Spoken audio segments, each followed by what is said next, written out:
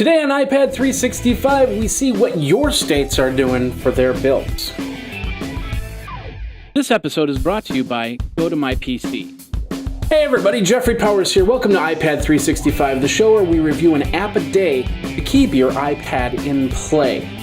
Today is Thursday. We've got Productivity Thursday. And we've got tons of apps. Of course, we do this every single day in the year, 366 days, even though the show's called the iPad 365. Can't account for leap years, apparently. But anyway, we've got, and in fact, what was really funny was I was talking to somebody about it, and they said, well, you could just take a day off. And it's like, that's not a bad idea.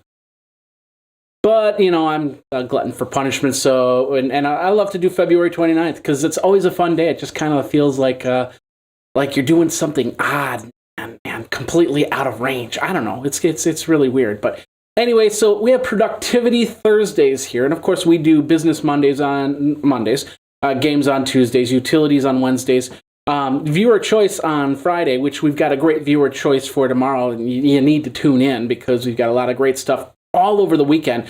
And on Saturday, we're going to be talking Mardi Gras applications for your festivities before, of course, the Lenten season.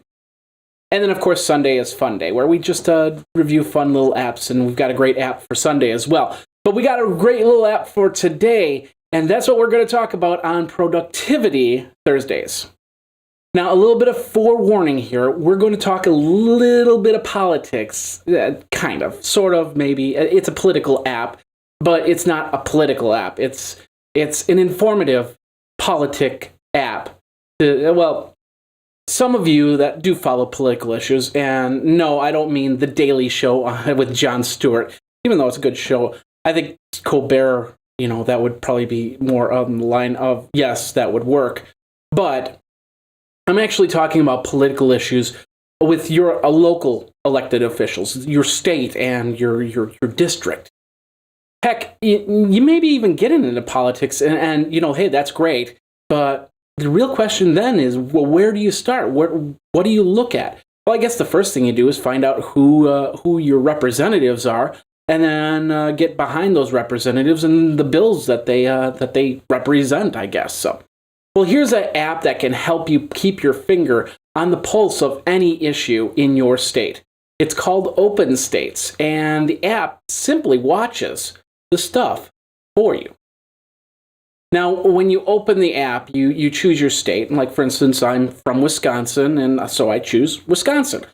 I find out who my representatives are. For me, the state senator is Fred Risser, and Therese Berceau, I believe, is our representative. You can also see your senators and representatives for each district, along with a small bio and a little bit of website information. So it's got a full gamut of information for you to find out and read up on your representatives, your senators for your districts, and of course, your state. You can see district maps, who's in what committee, and the bills that are being ready to be passed or rejected as state laws. And it's all within one app, very easy. If you use the Facebook app, then you definitely can use Open States. Now, this is not an app that throws opinions at you, and I think this is the best part about the app. It tells you just the facts, who these people are, what the bills are, what's in play, and what you should be concerned about. I can read information at my leisure. They even have a website where they have top issues, news issues that you should be following. And then you can make an informed decision. And I think that's the key right there, is an informed decision. Open States is an absolutely free application, and it really helps you get to the issues without getting you bombarded with hearsay and opinion.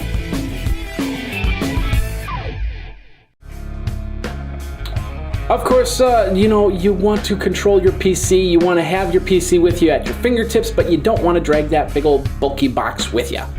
That's why you use a program like GoToMyPC from Citrix.